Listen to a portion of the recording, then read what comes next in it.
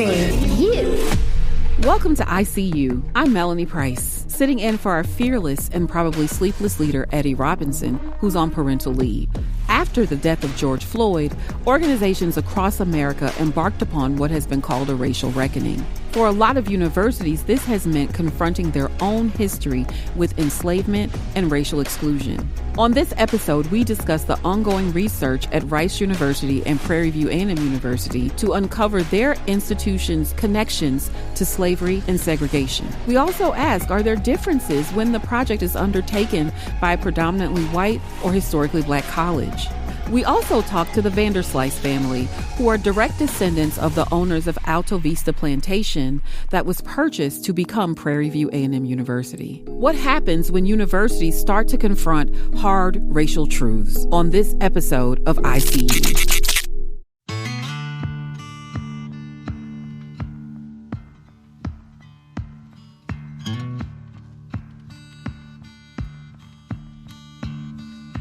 Welcome back to ICU. I'm Melanie Price. Today we're talking about how universities meet the challenges that may come from knowing their own racial history. Our first guest is Dr. Marco Robinson, who is an assistant professor of history and the assistant director of the Ruth J. Simmons Center for Race and Justice at Prairie View A&M University. Full disclosure, folks, in my regular job, I direct that center, so Marco and I collaborate on this and other projects. But this is his baby, and so I want him to be able to sort of tell you the story. Welcome to the show today, Marco. Thank you for having me, Dr. Price. People who attended Prairie View know that Prairie View sits on the grounds of the old Alta Vista Plantation that was purchased in 1875 to establish by the state of Texas for the purposes of establishing a black college there. Can you tell us a little bit more about that story? Kind of give us a little bit more detail. Well, there was a lot that occurred prior to that property being purchased to establish a school there. Jared Kirby, who came to Texas when the first settlers came in through the 1830s, 1840s, 1850s, and ultimately built that plantation, Alta Vista, there during the late 1840s, early 1850s.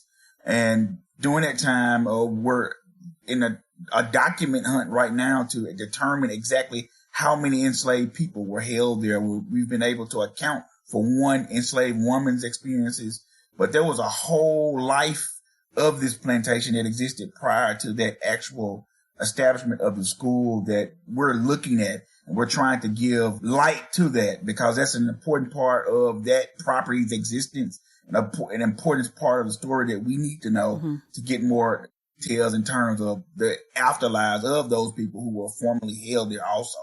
The inception of Prairie View A&M University came about at the same time in tandem with the founding of Texas A&M University, which was known as Agricultural College of Texas initially. And so the proposal for those schools came through by congressional decree ultimately during the early 1870s. Ultimately in 1875, it was approved.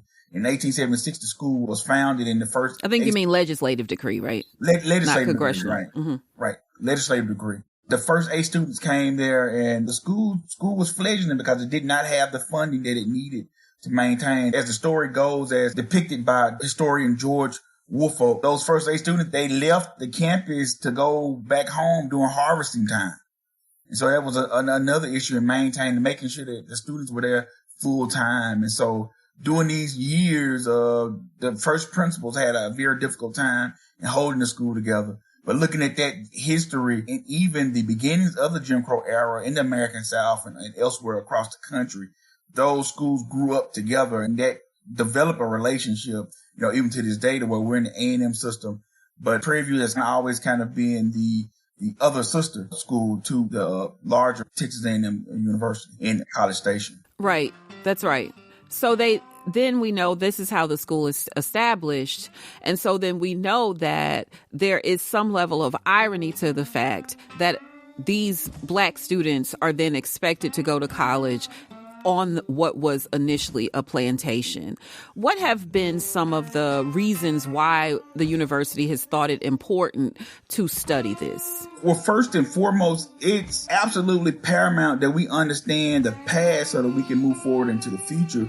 But even more importantly, there has been a movement across higher education institutions over the last 20 years, starting with Brown University, where our president was the former lead administrator there, to where she instituted a program to where they looked at the connection to slavery.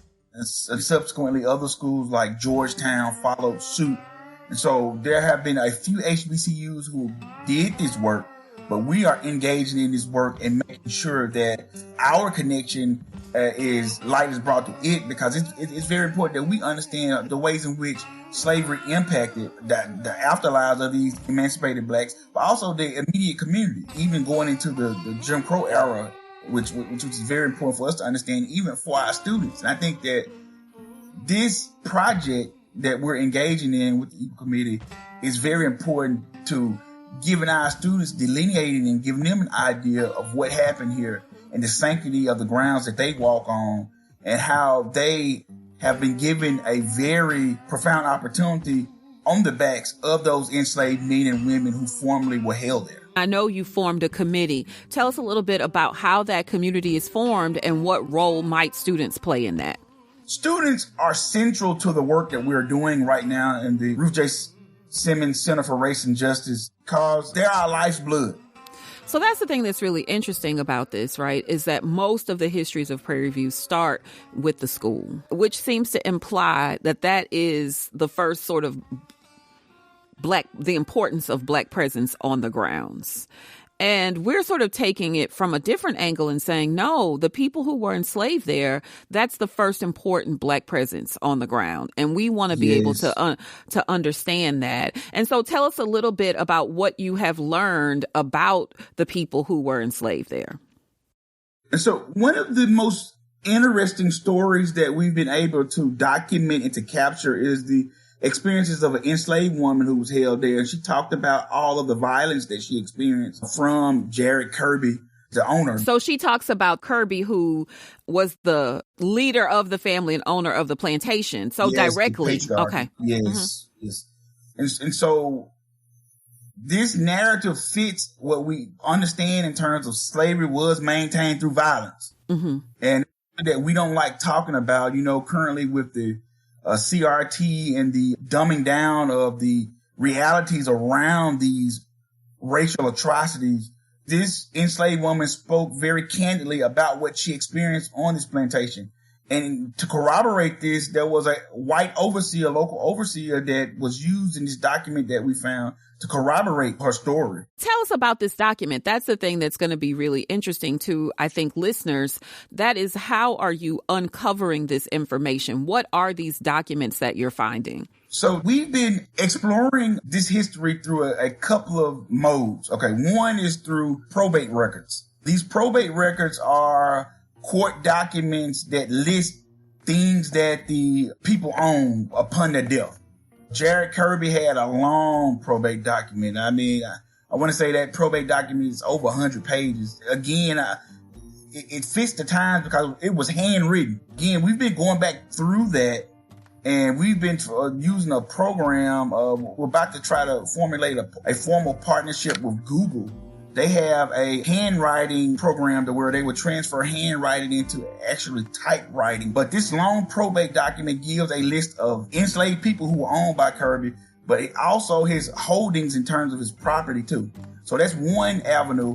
But tied to that, we've been looking at old published thesis and dissertations related to the experiences. And one dissertation that we found was a treasure trove that documented that enslaved woman's experience and gave us some context with another white enslaved overseer's experiences there on the plantation. Also tied to that, we've also been looking at census records, and most importantly, we've been able to connect with the family to corroborate a lot of the things that we've been finding through their oral testimony. If you're just joining in, this is ICU. I'm Melanie Price, and I'm talking today with Dr. Marco Robinson about his work uncovering the history of slavery at Prairie View A&M University. Let's talk a little bit about some other things you have found, some other artifacts. Are there any other stories you can share with us about sort of how you're filling in these stories? Yes, one very interesting project that we have going on is a digital humanities project, to where we're recreating in a digital environment, 3D environment, the actual Kirby house, the big house, the home. And so our recreation of that is in a program, an architectural program called Lumion. And I have an architectural student who has been working as my research assistant. He looked at a replica of the house. We looked at pictures from the time period, and we've been recreating the first floor of the house, the different rooms of the house.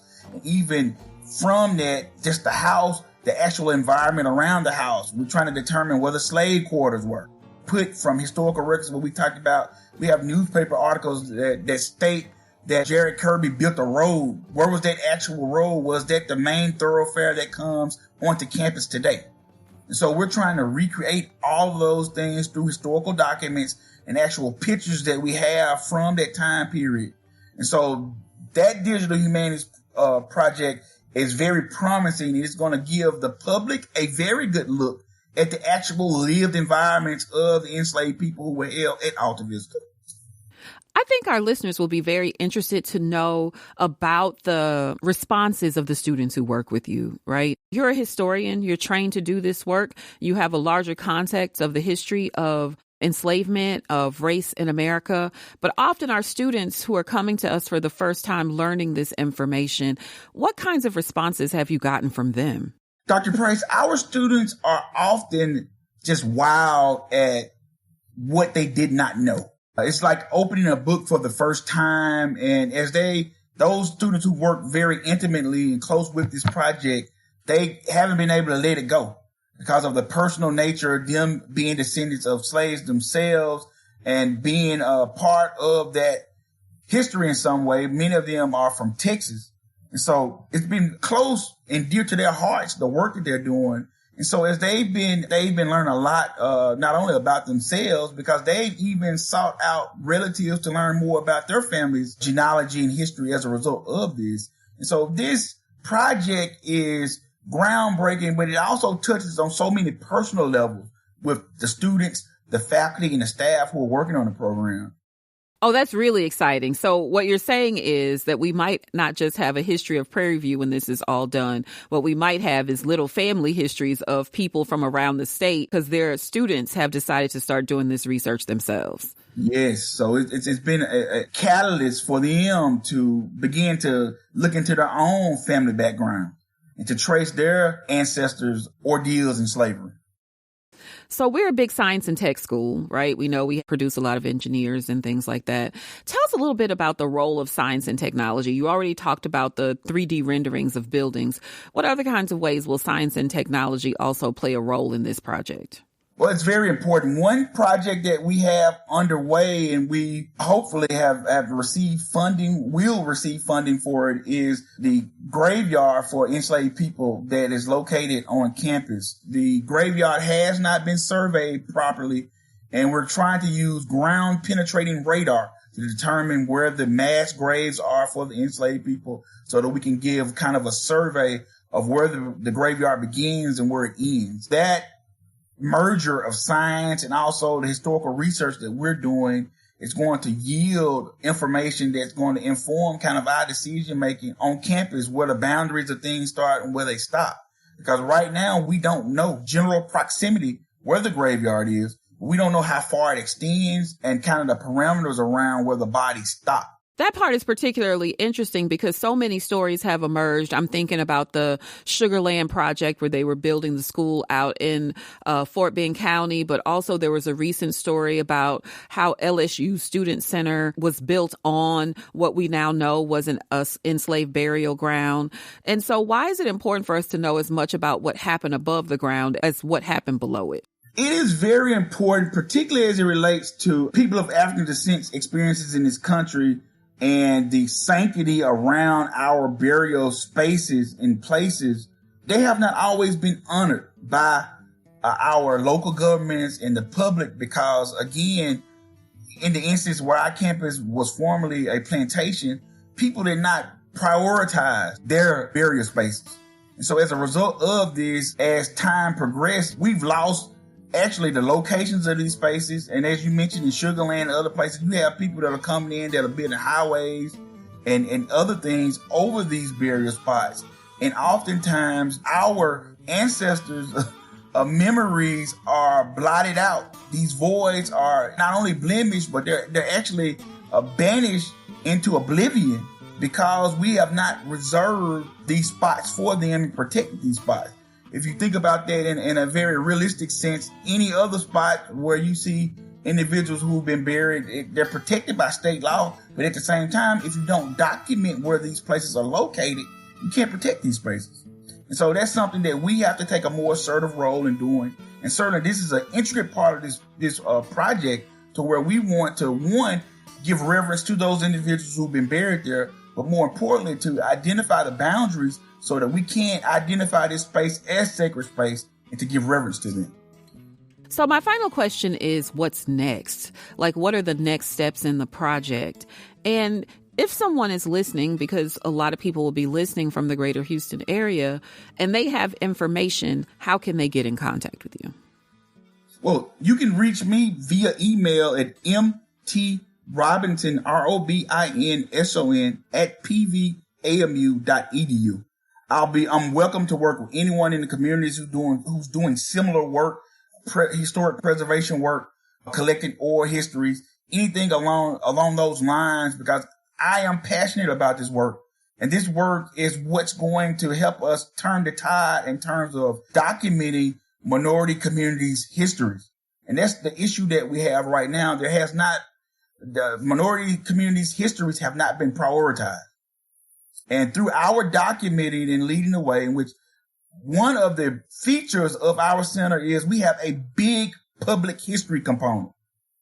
And that public history component is one that oftentimes is not associated with justice work. Mm-hmm. And we define our justice work very broadly.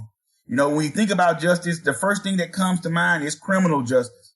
But justice is so much broader than just criminal justice. We have to think about this in a very broad sense, that's inclusive of people's memory, that's inclusive of people's burial spaces, and even environmental justice in terms of where these spots are located and how we maintain this. Because these relate directly to public policies and the subsequent issues that are created from these. And so that's very important to us, the administrators at the center, and the work that we do. And so we've approached this very aggressively, and we're vehemently connected to coming up with solutions, but not only solutions, positions that we can present to local governments. We have a partnership that we're working with the city of Prairie View right now, where we're working on a historical trail and subsequently putting monuments up and markers related to that. Because again, this is the larger picture of what justice looks like to us in a broader sense. And so we're trying to cast this vision over the next 10 years and even working up to 2026, where we release a report at the anniversary of the university of the 150th anniversary.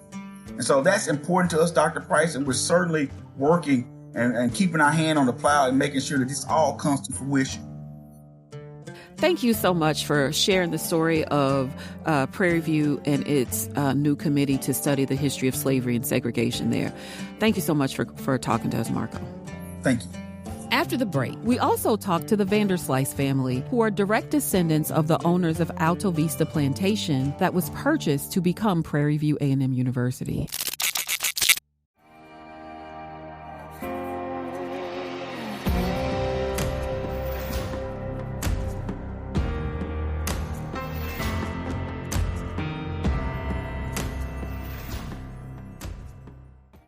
On today's episode of ICU, I speak to members of the Vanderslice family. They are the descendants of the family who owned Alta Vista Plantation that was eventually purchased by the state of Texas to create the state-funded black college that is now Prairie View A&M University.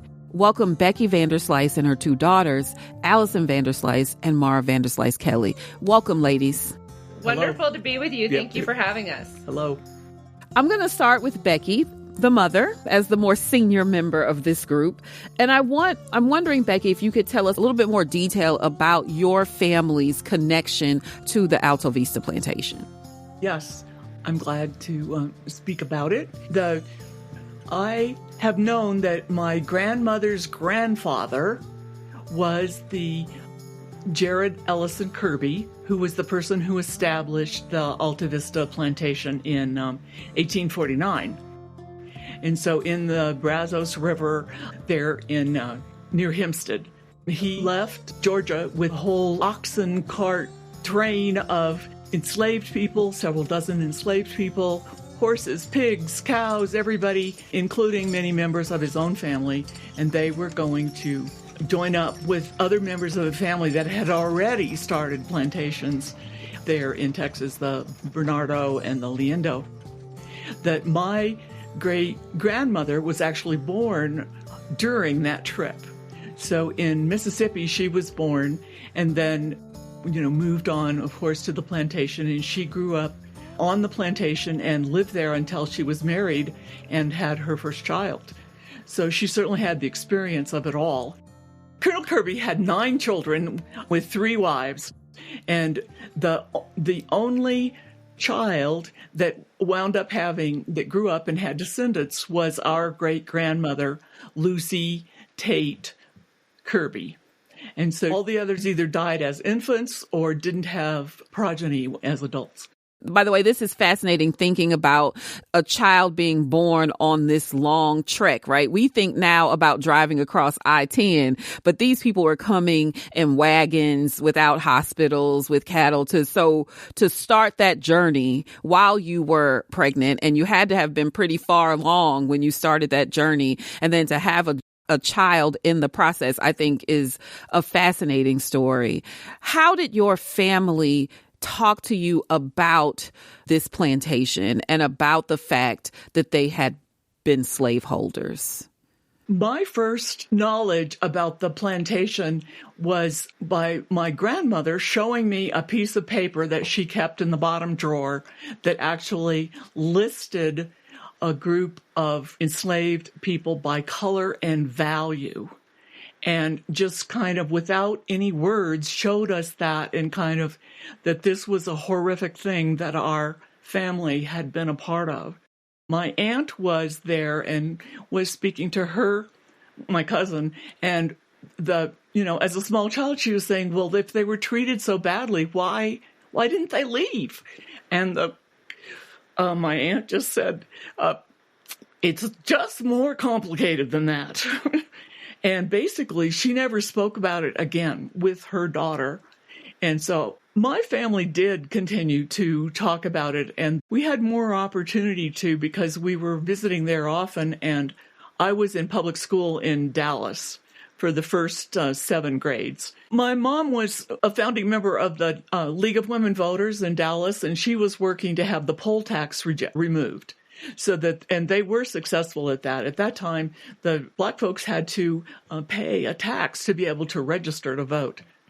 So we did talk about it, and it was something I was aware of, but it was always kind of tense, and I knew it was bad. I mean, that's kind of how it went until I became older, and then I actually was visiting with the relatives that stayed in Waller County for their lives.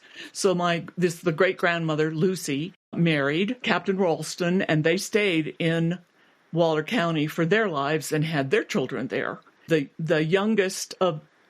middle daughter was my grandmother, and the youngest was Margaret Ralston Redding, and she had a farm there on the Farm Road 362, which was called the Peanut Patch, and she stayed there for the rest of her life. They continued to support Prairie View and in different ways did get involved with Prairie View. One of the things that I thought was important was in 1910, this is Captain Ralston and one of the other in-laws spoke at a farmers' conference that was actually at Prairie View in 1910. And what they were there to speak about was how the Texas legislature was not giving adequate coverage for the treatment of tuberculosis for Black families as it was for the white families, and was talking about how he was working at the state legislature to make a difference about that. So just in a small way, it's saying how he could try to do some reconciliation in a way that he could in his own life. So that's very interesting. So this family, the part that they remain in the area, and so they understand the transformation that this property has undergone. And they don't necessarily run away from that connection. They still keep ties to the university and to the functioning of the university. That's something I didn't, as an alum of the institution, that's something that I actually had no idea about. So that's really interesting. And I think about this a lot as we have students who work with us.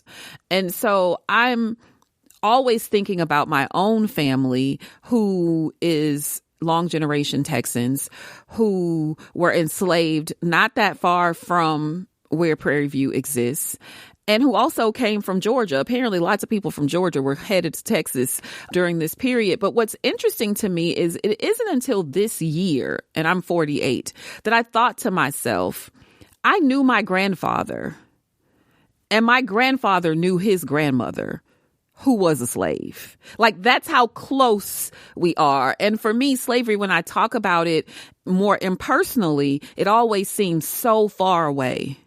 But when you actually start thinking about the oldest people in your family who you remember, it's actually closer than we think. Tell us about the oldest relatives in your family that you remember, and how this history, how present does this history feel for you? I mean, it actually feels like I have a real connection to it. That even though I just knew my grandmother because her mother had died quite young, but we heard lots of stories, and they lived on the property there. Captain Rolson had a big home there that quite crude, actually, but he went on to provide a family. Anyway, I got to see that house. I got to know my aunt that had grown up there and heard stories. I got to go out and spend summers there, and they would understand, the different families that would come by and the different projects they were working on. That actually leads me to my next question for you. I imagine there are lots of people who know stories like this in their families, and they just know them but don't talk about them. Why are you interested in talking about this history? Well, I think that it's really the Black Lives Matter movement. It really got me thinking about what I understand and I don't understand, and what the history had been. So my church was offering a study group to talk about racism and racial inequities and white privilege.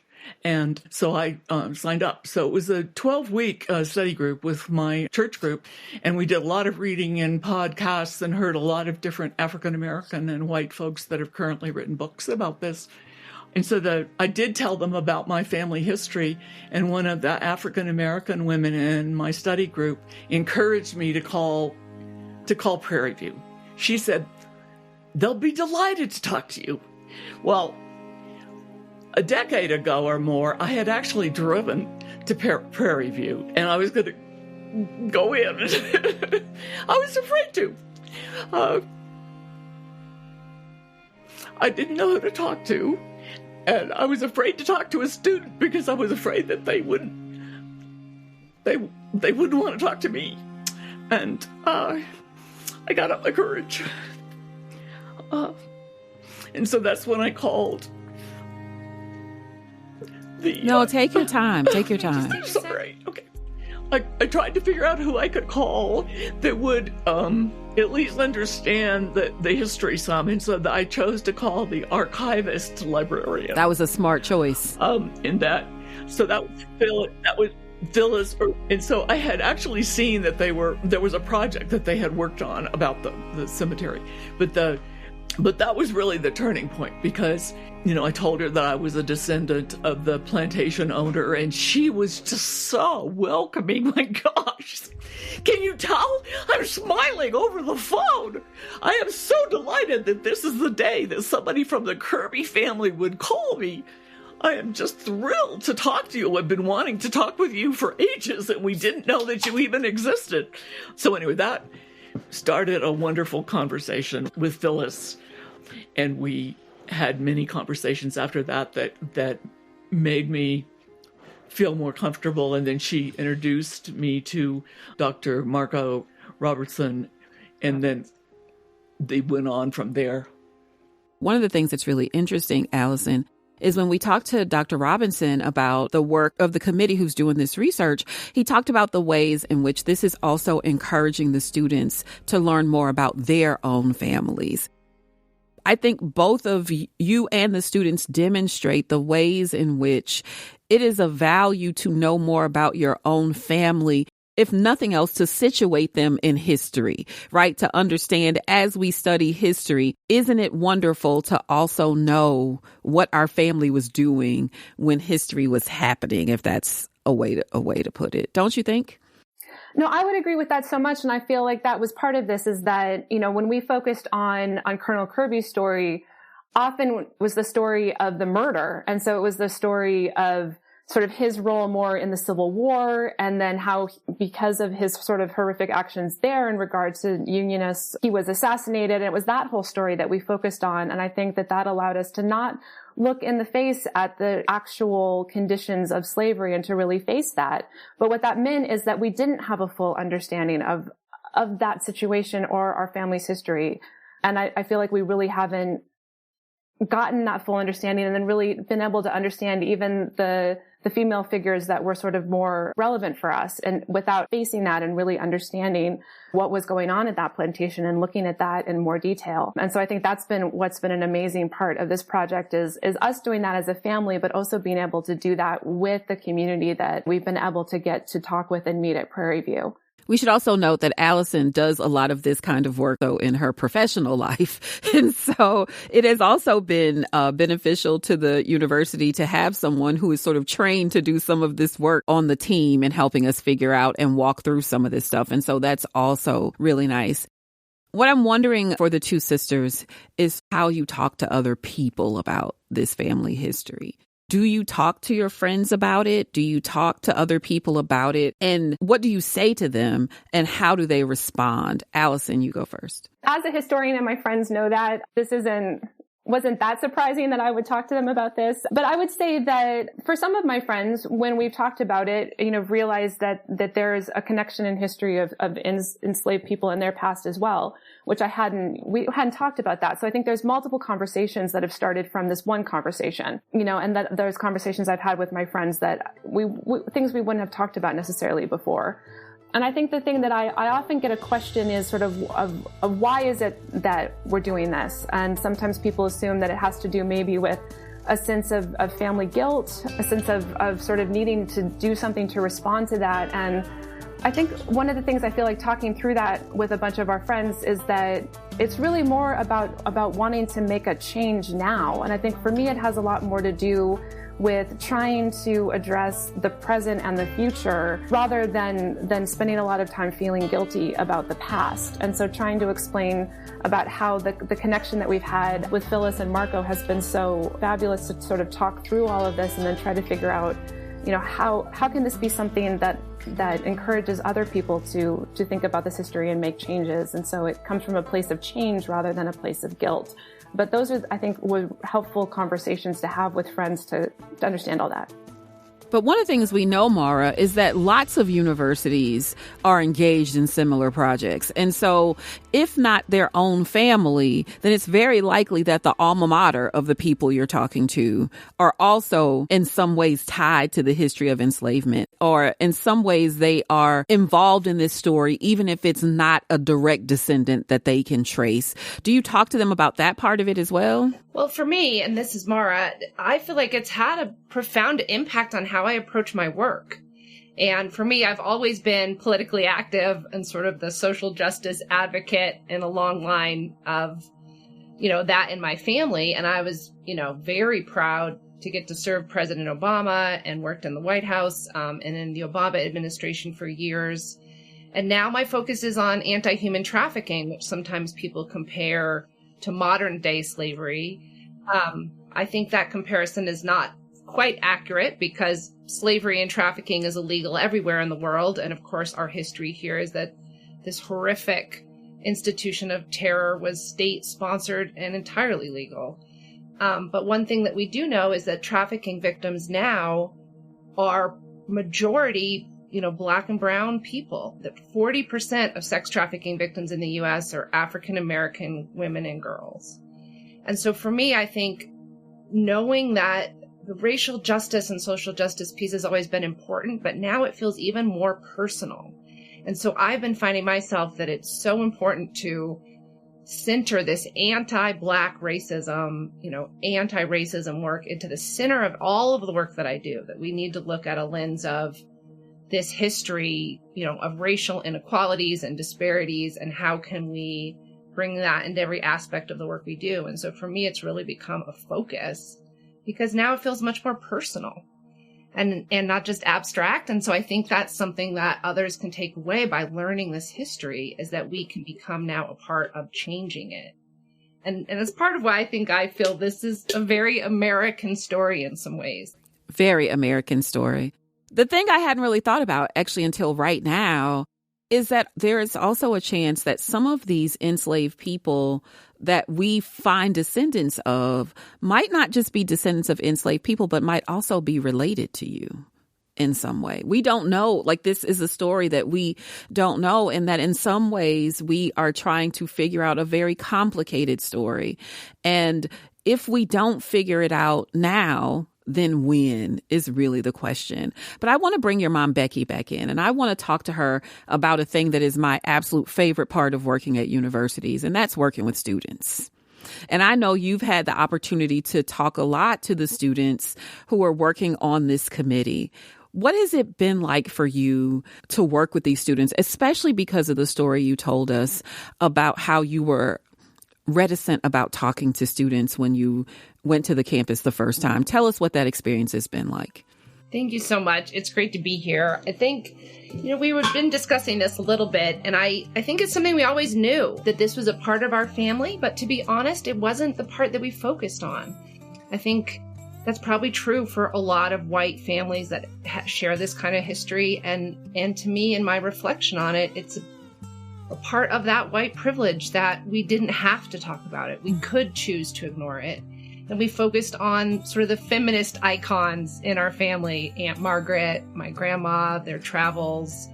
And I think that was kind of the luxuries that we didn't have to look it straight in the face. And I am so proud of my mom and also my sister's history work, and I hope she'll talk some about that, to really look at this. I think it's so important to take a step back now and just realized how we centered the history of the white ancestors and not what they did as a part of this horrific history in our country's history, that we were a part of it. And I think, I'll maybe turn it over to Allie to share a little bit more about how she remembers this. But for me, I have to say that this recent embarking on this journey, I've learned so much more about it than I ever knew growing up. And I think it's because this moment of reckoning in our country that people like our family are starting to take a harder look at our history and then how it impacts the work that we're doing today. I get the feeling that this is the beginning of many more conversations. I think what you're describing is the beginning of a dialogue and not sort of a one-off meeting. I'm wondering what about this process has surprised you most. Somehow I suspect, Becky, that the healing came in reaching out, and that what happened after that is what happens after the healing, which is, I think, honest and truthful conversations. Becky, I want to give you the last question. What is your dream for this project? What would make you happy if, say, at the end of a couple of years, we have sort of a finished report? What is your dream for how this moves forward, this relationship with your family moves forward, and your relationship with the university? Well, I feel like it's an honor. The young people that I got to speak with were really quite open to be able to talk with me. And so it wound up being that we could be more truthful with each other than I probably ever felt before. That in society, I was growing up, I would have never approached an African-American peer and asked them, well, are you from an enslaved, was one of your relatives enslaved? I would never have been able to speak in that way. And so with that, the students are as equally as interested and involved as I am in learning more about it. and they have access to some of the records that I haven't gotten to know. So I really want to learn from them. I have questioned, what do we really have to offer to this story? That it seems that just the fact that we were willing to stand up and say, it was my family, this really happened, acknowledge what happened, and truly be willing to learn about it and try to have some understanding about where my family fit in this history. I didn't realize the healing that I needed. And knowing that, coming to the discussions with Phyllis Earle, I knew that it was not her responsibility or Prairie View's responsibility to heal me. I was trying to do reconciliation, and with Phyllis initially, and in the end, discussions with her were really wound up healing me. That because she was willing to talk about it, we talked about it in a more spiritual sense than I had ever before. So anyway, I think it really did facilitate some healing for me, and I think that that's one of the reasons that I wish that other families would reach out and just be honest about their past and engage in dialogue. I found it interesting and fun and exciting to get to know more about it in a way that, even though it was difficult, it's been very heartwarming. I think it's really important to acknowledge and educate.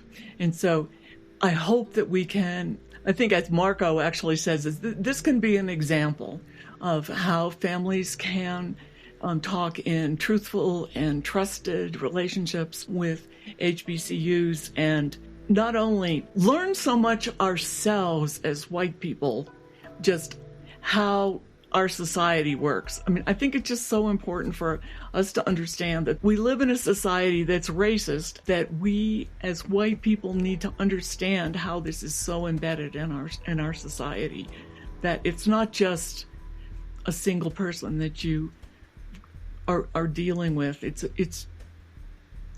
a huge project. So I don't know. I guess I don't have a real concise thing to say about it, I guess. But I just hope that it turns out to be an opportunity to educate a much broader audience and to memorialize and honor the work that it takes to be honest about our shared history. The thing I wanted to say is that I'm so grateful to your family, because to the extent that much of Black history of enslavement, around enslavement exists, it's in the records of white families. And if we don't get the records of those families, we don't actually get the stories of the Black people either. And so why it's important for families like yours to come forward is because you are the holders, potentially, of information and records that opens up the world of Black ancestors as well. And so you guys are giving us a gift in our journey as much as we have done any sort of work for you as well. I've been talking to members of the Vanderslice family, Becky, her two daughters, Mara and Allison, who are descendants of the Kirby family who once owned the Alta Vista plantation that is the same ground where Prairie View A&M University now sits. I'm Melanie Price. This is ICU. We'll be back.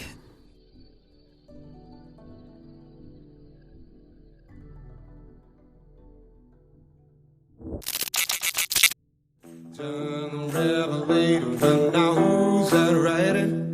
Turn the revelator, tell me who's that writing?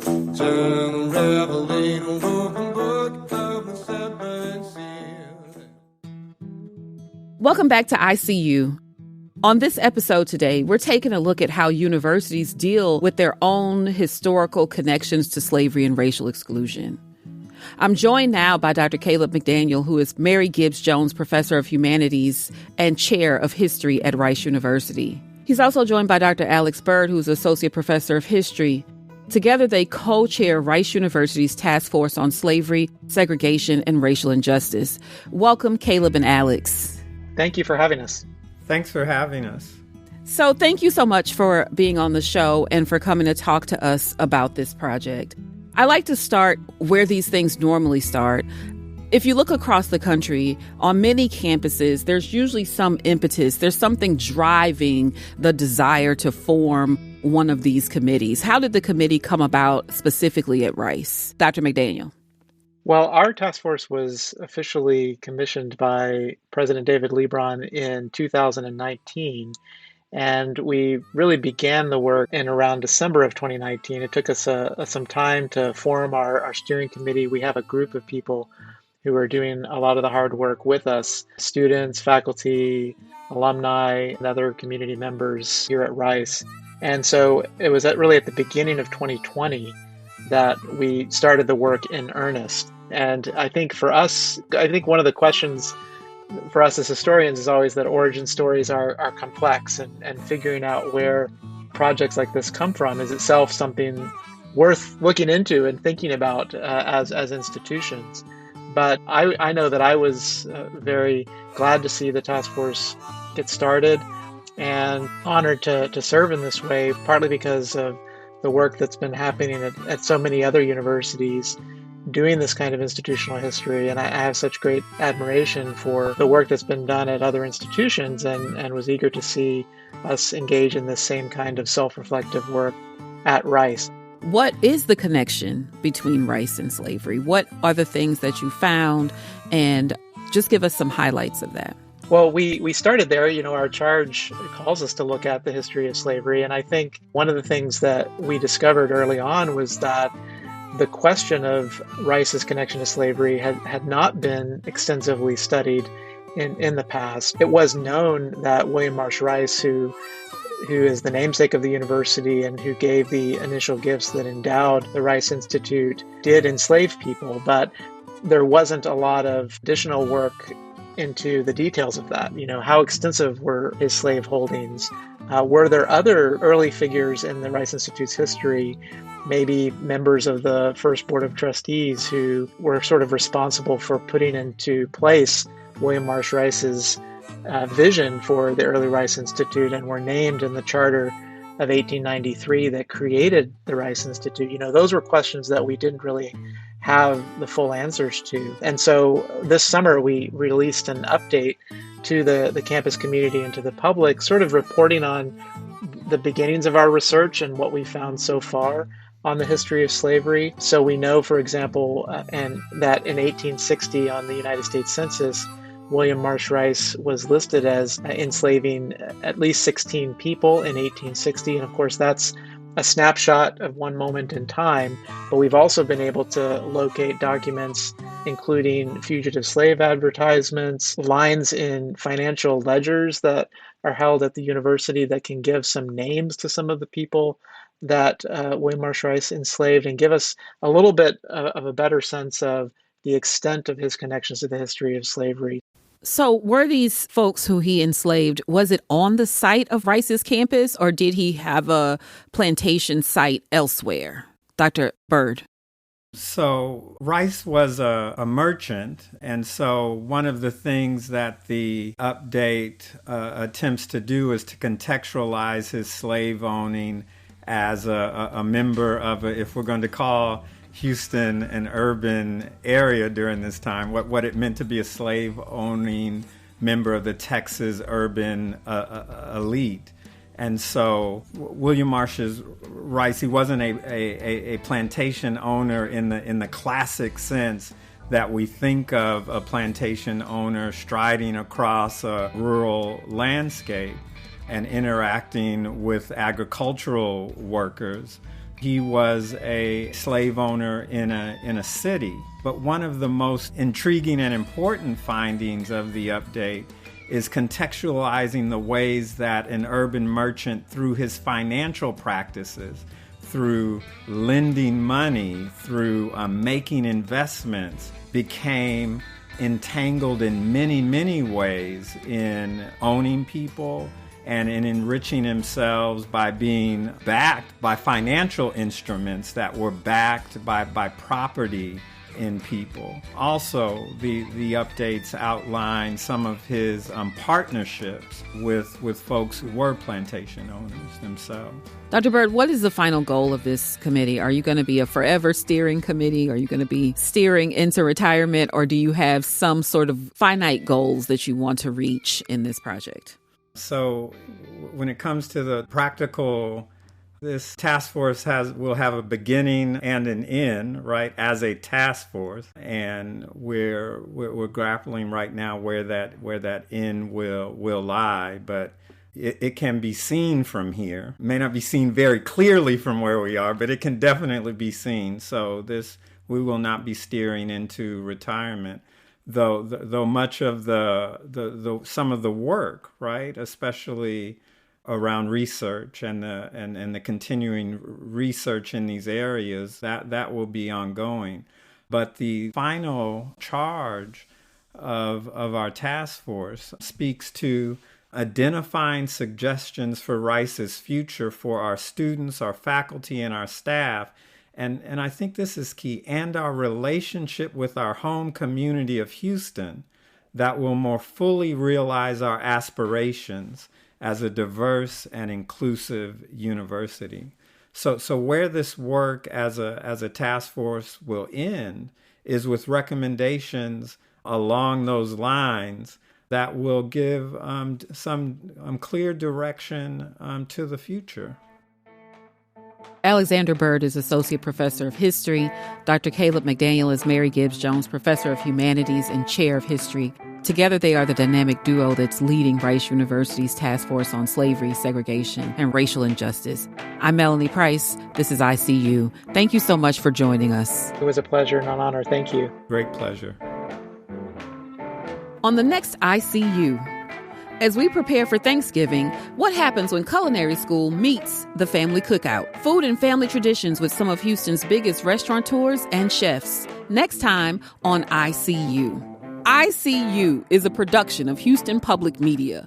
Our show team includes technical director Todd Hulslander, producers and editors Matthew Bura, Mark DeClaudio, and Laura Burks, and sound designer Dave McDermott. You can hear all our episodes online and subscribe to the podcast at